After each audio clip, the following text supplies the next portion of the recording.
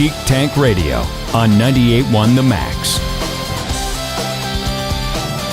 Welcome, everyone. We are the Geek Patrol, and our microphones don't have a stun setting. I'm Joe Thorderson here with my friends Brandon Olmsted and Allan Gilbreth and Alissa Diggs and our buddy Max over there behind the glass. And we've got quite a bit to shoehorn in today. I don't know if I should tease everything. We got tease nothing. We got a big. I got a big show notes, but I'm only going to tease maybe one or two things. But trust us, folks. We'll probably get to more. But you saw The Fall Guy. Yes, I did. And we saw the trailer when it came out, and we were all thinking it's going to be a good one. So we're going to talk about that. But I think there is actually some fallout about The Fall Guy and other films that are out now that I think we need to discuss. And I have a business idea to save theaters. Really? Yeah. Well, that's not going to work. So, we got to do our part. I know Allan is determined to save the institution of the movie theater. I mean, he's works tirelessly for those efforts. That's exactly what I would think of Allan. I'm curious to hear this. When did the movie theater start paying you, Allan?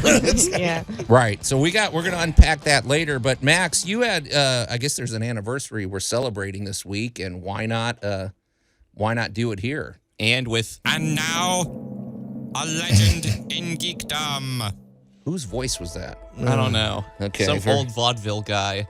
But anyways, in 1897, on the week, we celebrate the anniversary of when Bram Stoker's Dracula was released. And oh boy, am I ready to sink my teeth into this. Yeah, May 26th. Welcome to.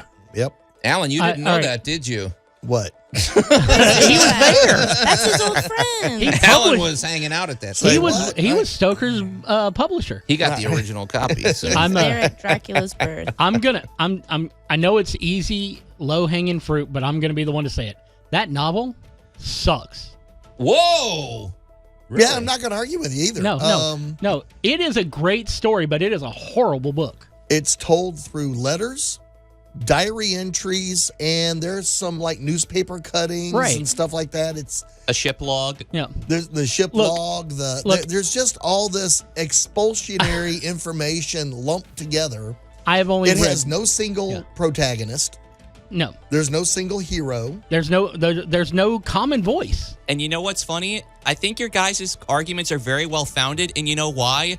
It's because when it was originally published in English, it's probably because it sucked. Because a lot of Bram Stoker's original manuscript got cut because of the fact that he wanted to try to depict it as very realistic and these accounts as real. And the British publishers do not like that because they're reeling from the Jack the Ripper case. And so it's like, we don't want to freak people out with this. So it's like, we don't. The version that we got in English is different than the versions we got elsewhere because it's like, you won't publish my work? Fine. I'll go to Iceland. Yep. And I'll get my work published over there in full. Okay. Hey, wait. I didn't know that. This is interesting. So it would be like making, if right after September 11th, you'd probably be more conscientious about movies you'd put out that aren't going to, I didn't think about the Jack the Ripper thing. So now they're making a guy that's killing people and turning them into vampires after Well, keep in mind, the lead sense. actor from Jekyll and Hyde got investigated as a possible candidate to be Jack the Ripper. This is interesting. Because back in those days, today, the big holy grail of writing a book is that they make a movie out of your book. Yeah. Well, back then was a big stage play. Right. So Frankenstein was a big stage play. Jekyll and Hyde, big stage plays, so... here comes Bram and here comes Dracula, and, it's just this kind of weird book, but for some strange reason, it's stuck. And I'll say one thing about Stoker. What I loved about him is that he really committed to the bit because all the research that he did in order to create the story and make it seem believable, he talked to salty sailors in Whitby Harbor in England to talk about this recent ship crash of a ship called the Dimitri. It was called the Demeter, the boat that Dracula was supposedly riding on. Right. Or, for example, to research the name for his beast, it was pretty interesting. He checked out a book about the ancient history of Wallachia, which is the area that it takes place in, and they actually said that the name Dracula is a Wallachian language, in Wallachian language means devil. and Wallachians were accustomed to give it as a surname to any person who rendered himself conspicuous either by courage, cruel actions, or cunning. I'm pretty sure we all know who they were talking about there. Yeah, Allan. You know what's interesting about this? Because sometimes, I don't know, Allie, I don't know how much you go back and read classic literature, but sometimes So you're like, often, you know? well, it's like, if you didn't know about Sherlock Holmes, you're like, I'm going to pick up a Sherlock Holmes novel. You don't realize Watson's the one telling the whole story. Or it seems like stories like this, it's always surprising. Like, wait, this is a travelogue, right? Right, right. And like I was saying earlier, it's a great story, but in novel form, it is horrid. What do you mean? Because you're all right, no. So, all right, I know that everybody loves Dracula but 90% of the people who love the story have never read the book. It's just true. I've only read parts of it, actually. So, and it's because of the fact of how stilted it is, because of the way that it's broken up amongst the letters from Jonathan Harker, the journal entries of Van Helsing, things like that. And they make a great story, but it's one of those things that was almost written in a way or edited in a way where you needed to see it performed. That's what I was going to say, Brandon. Would you say it's less about the quality of the book itself and more about the genre that it inspired later? I think a lot of the popularity comes from the genre it inspired, because I mean, even Stoker wrote another Dracula book. I mean, he wrote Dracula's Quest 10 years later. Well, and I'm also going to throw in, this is kind of coming on the heels of Edgar Allan Poe's The Rue Morgue, which was an earlier production, but we really hadn't gotten into detective novels yet. Yeah. And Dracula, oddly, you could convince somebody that it is a detective novel, because they have to figure out who the heck Dracula is. Yeah. So there's just so many little tidbits, and the chemistry was just right, the timing was right, and now we have a classic novel. And I have a parting thought when we come back, just an interesting fun fact about the manuscript itself. Okay, so very interesting holiday. We hope you'll all get it out there and celebrate appropriately. May 26th, the release of Bram Stoker's Dracula. You're listening to Geek Tank Radio on 98.1 The Max. Warning, Romulan ale has been known to cause diarrhea. The Geek Patrol is back.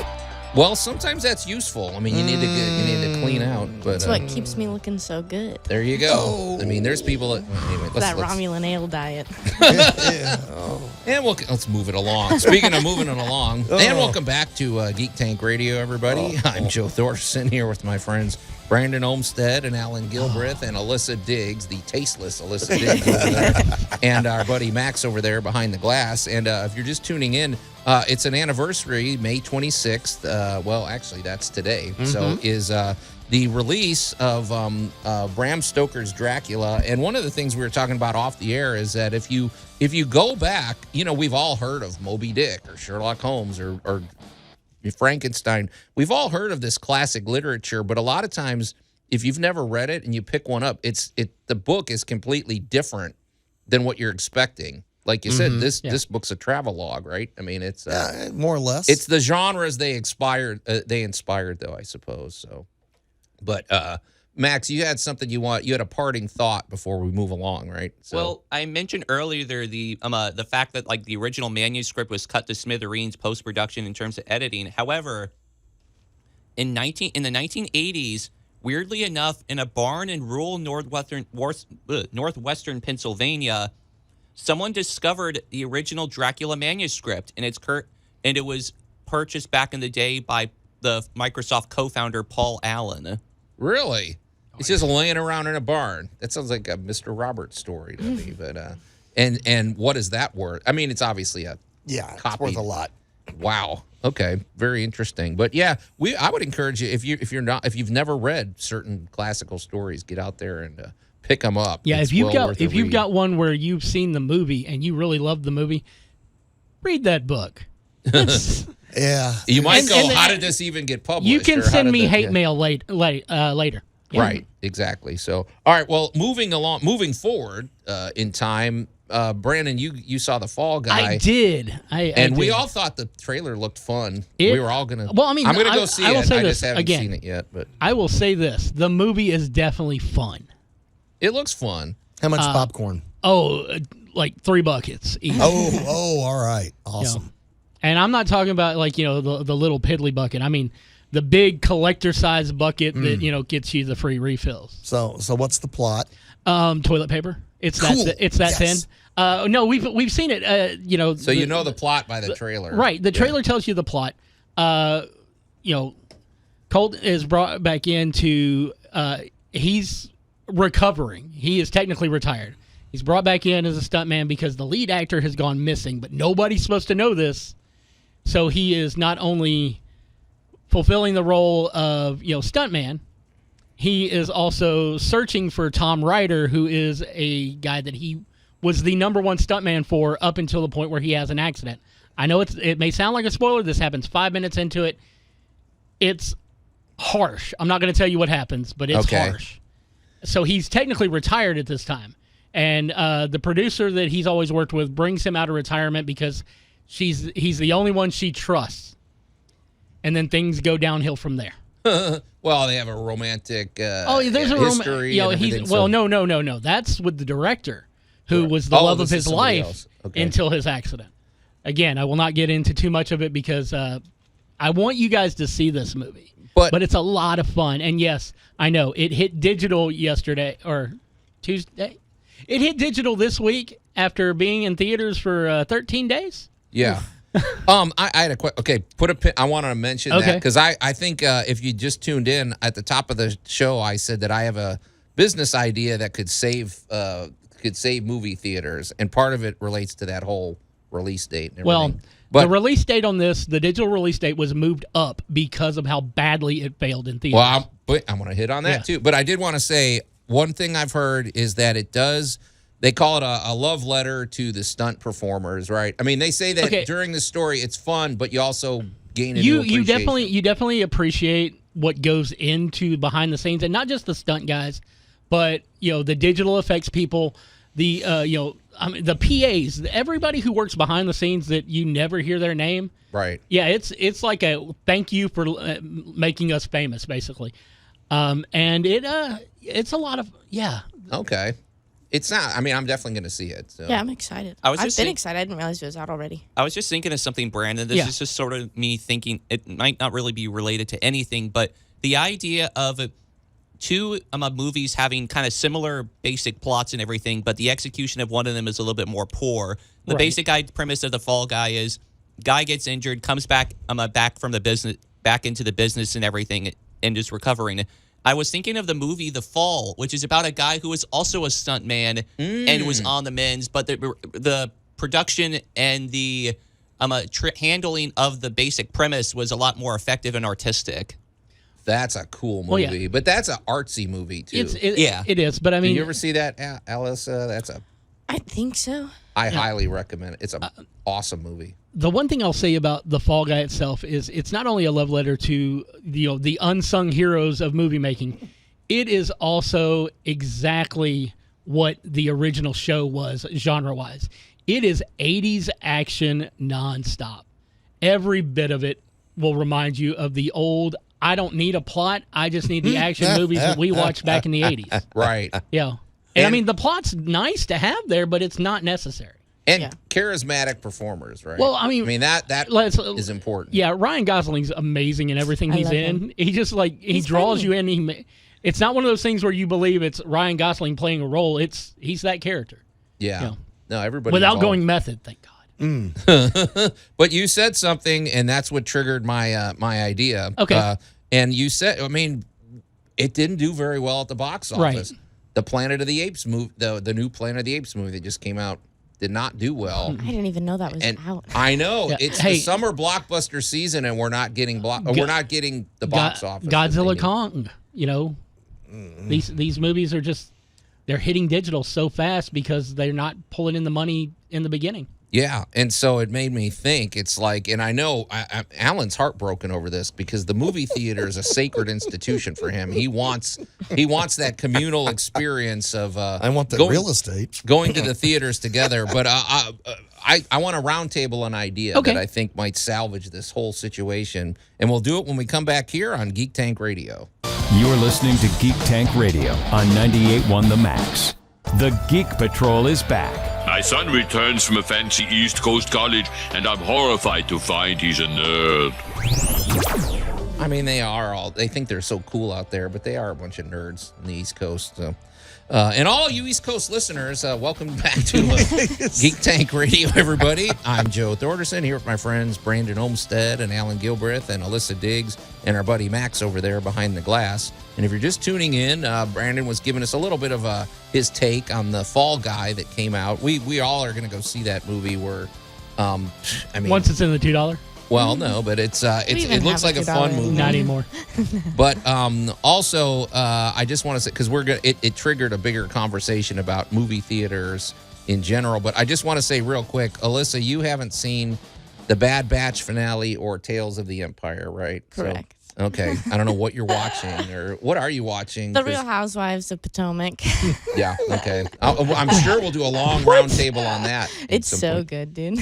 Of the Potomac. Yeah, it's like right outside Washington, D.C., I think. Okay. Question mark? I don't know. They're crazy. Yeah, where George Washington went across the river. Yeah, the Potomac. Those women are... What is it about intelligent young women that like these trashy shows? I don't get you. I love it. What's wrong with your generation? I don't know, but one of these days, Alyssa's going to explain it to us so that we can understand. But we're just a bunch of old white guys. Help us here. No, we're not going to comprehend. We can pretend. It's escapism, I guess, right? It's just fun to watch. Like their biggest dramas in their lives are like... Someone didn't sit in the right seat at their dinner party, and now they hate that woman, and she's the worst. Alissa, I've watched a lot of reality competition shows. Yeah. But part of watching The Real Housewives is because you can go, I had problems. Yeah. I don't have those kind of problems. Right. Well, anyway, but right? on that note, you didn't see The Bad Batch or Tales of the Empire, but so we'll hold off. But I will just say I was very pleasantly surprised. Somebody's getting homework. Yeah, they're both really good, and anybody out there that wants to hate on Disney, Star Wars, some of it's good and some of it's not. I mean, that's my take, but these are great. I'm a giant Star Wars fan. I am a big nerd from New Hope through The Rise of Skywalker.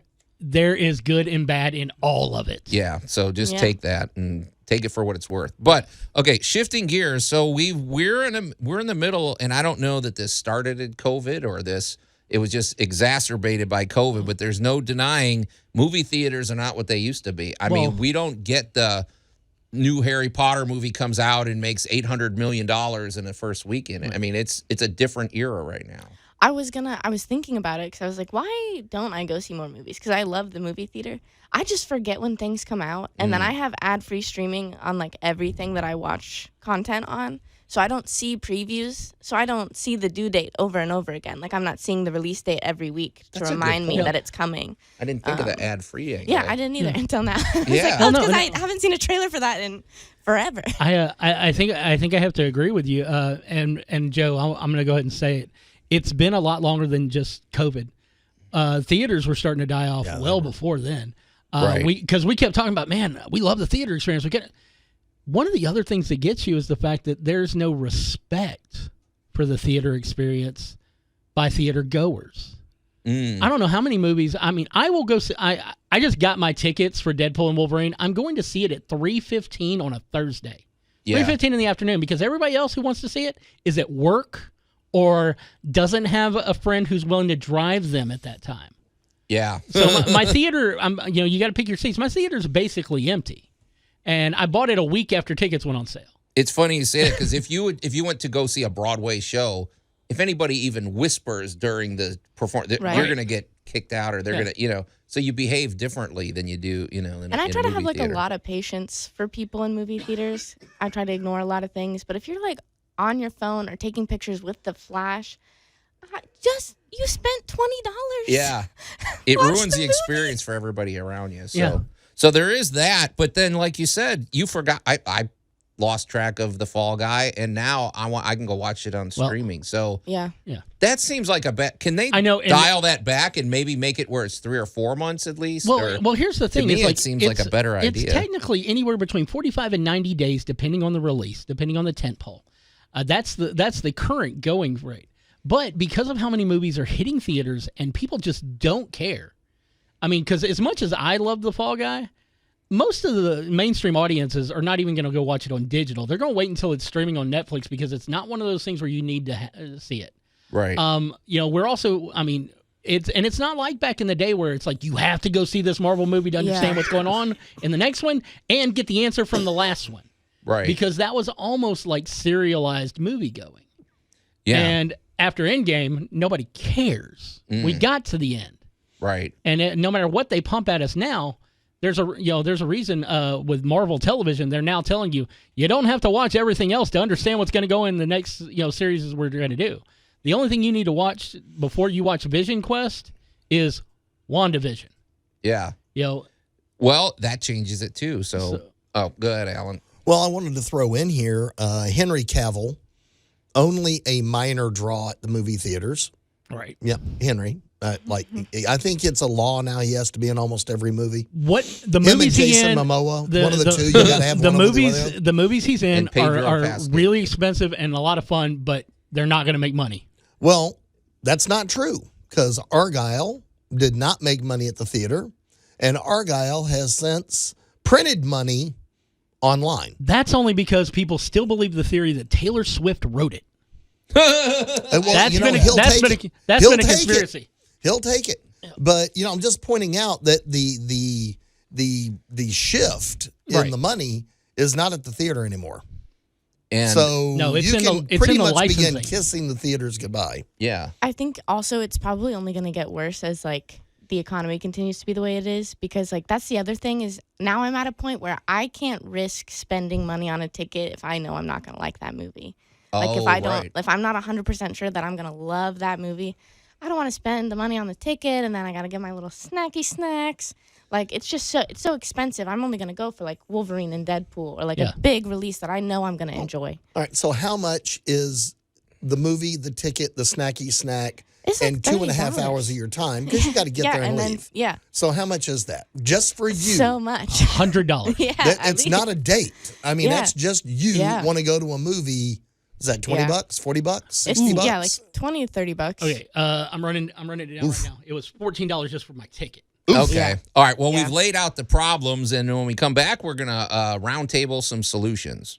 You're listening to Geek Tank Radio on 98.1 The Max. The Geek Patrol is back. Well done. Here come the test results. You are a horrible person. That's what it says. A horrible person. We weren't even testing for that. Well, thank Thanks, you. man. Okay. All right. Well, you got to have a well-rounded... Is that just your robo voice, Alissa? Yes. I feel much better about going to the movies now. And welcome back to Geek Tank Radio, everybody. I'm Joe Thorderson here with my friends Brandon Olmsted and Allan Gilbreth and Alissa Diggs and our buddy Max over there behind the glass. And if you're just tuning in, our basic task for the next segment is to save the movie theater institution. Allan, because this is an important thing for Allan. He's put all his energy into doing this. Well, here's the basic thing we're facing. For a reason. We're facing all these challenges that we outlined earlier in the show. We're not going to go back to them, but basically the problem is people aren't going to the movies anymore. And even big releases like The Fall Guy that should have been a massive hit are not really drawing anything. Well, here was my idea. This is just, I want a round table. So I had a couple ideas. For one thing, a movie theater it requires real estate. It requires infrastructure. It requires maintenance. And if it goes away, I don't really know how you bring them back. So to me, I think it's a matter of saving it, not having them go away and then maybe coming back one day. Right. So my thought was, could movie theaters become I got two things. Okay. Could movie theaters become multi-purpose or multi-function facilities, kind of like our friends that have comic book stores, but they also rent it out for birthday parties? Absolutely. Okay. Second, why couldn't a movie theater be rented out? What if you're a filmmaker and you just want to screen your own movie and you want to rent it out for a certain amount and screen it, and however many tickets you sell is your business. But in other words, take advantage of the real estate and the facility itself, I guess. That's my idea. Okay. And I'm going to step in here right now and go ahead and hit you with this. Do you know you can do that?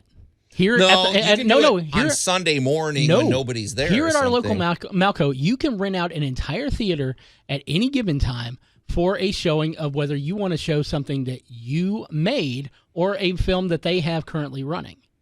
It costs about $210. You have to at least, because you have to buy at least 10 tickets. But everybody else who comes in there, you are buying for the seats. You also usually get... That's too cheap. That wouldn't even make a profit. Right, but that's the thing. They're not. They don't have to make a profit on something that you are coming to do a private screening because it's your setup. Okay. They're already paying their licensing fees because of everything. They've already got so much profit from each ticket that they can split with whatever entity is sitting there, going, well, we need this much or else you can't have this movie in your theater. And they do it for birthdays, at which point you can actually set up a thing where you get popcorn, you get a drink, you get to watch Scooby-Doo, Monsters Unleashed. Right. What you can also do is rent out one of the auditoriums to do business meetings. Seen that. You put your PowerPoint presentation up there. Everything under the sun. The reason why I don't think those things themselves are going to help save the theater is because we have to find a way to make the primary function unique again. Is that kind of the idea of a jack of all trades is a master of none, and so you're failing at being the master of the very thing you were created to be? Somewhat. But until they can find a way to make the theater going experience a unique thing again. Remember when I was a kid, we got dressed up nice to go see going to the movie theater was like going to the opera or going to see a play. You were on your best behavior. That's what I wanted to say. We also my feeling is it will cycle back to where it will become special. And then it's more of a boutique experience. It needs to become a boutique experience. Yeah. That's what I was going to kind of segue into it. What is it about theater and opera that's been around for hundreds, if not thousands of years that's made it successful in its base form, but the movie theater is failing? Interesting. Because it's live. And somebody can punch you in your head. Oh, that's a good point. If you really want to get bluntly down to it, a movie theater is a disembodied experience. And that is why it's failing. Right. Because technology took out newspapers. Technology took out the Pony Express. TV killed the radio star. Video killed the TV, killed the radio star.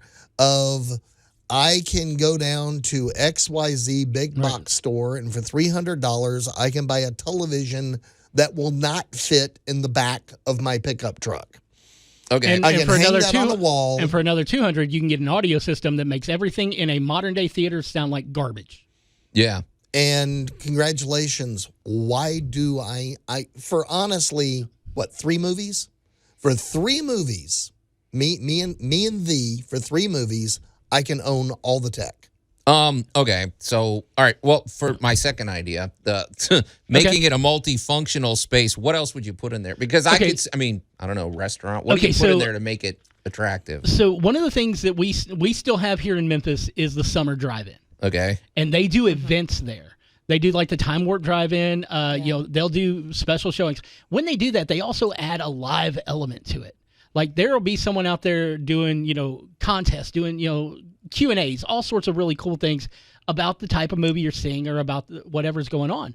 You have vendors out there selling merchandise. I mean, I've seen guys like the Brutal Arts guys out at the Time Warp Drive-In thing, and that's what we need. We need merch. And Thanks, we need Alissa. Allie's phone on silent, like in the theater. I got the idea. I'm sorry. Okay. It just came to me. I don't want to run out of time. This is the perfect idea. Why not make movie theaters, why not overlap it and make it a concert venue? I think that Why think that would be an excellent idea, Yeah. as long as you have a big enough auditorium that the acoustics can be the sound sublime. would have to be good. Because Not every theater would be, but maybe some of them are. Just a couple of them in there. And the reason I say that you have to make sure that it's big enough for the acoustics to work right is because we have too many music venues in our city alone that have garbage acoustics. So bad. I think if you create energy in a space, people will want to be there. It's just Absolutely. you got to do it the right way, and if you did an outdoor theater like they do in Bartlett during the summer, they've got the inflatable screen and everything else, and then you also have like a festival going on that leads up to the movie. Something like that. You can do that in most of our movie theaters. They're big enough for something like that. Okay, well, the conversation is going to continue because, like I said, here at Geek Tank Radio, we are determined to save this institution. My biggest one is I think that we need to put our conventions in movie theaters. Well, there you go. All right, so boom, drop the mic. The show's over, you guys. We got to get out of here. Until next week, we are the Geek Patrol, and I am Joe Thorderson. I'm Allan Gilbreth. I'm Maximilian. I'm Alissa Diggs. And I am Brandon Olmsted, reminding you that only you can make your theater experience unique. Just don't mess up mine.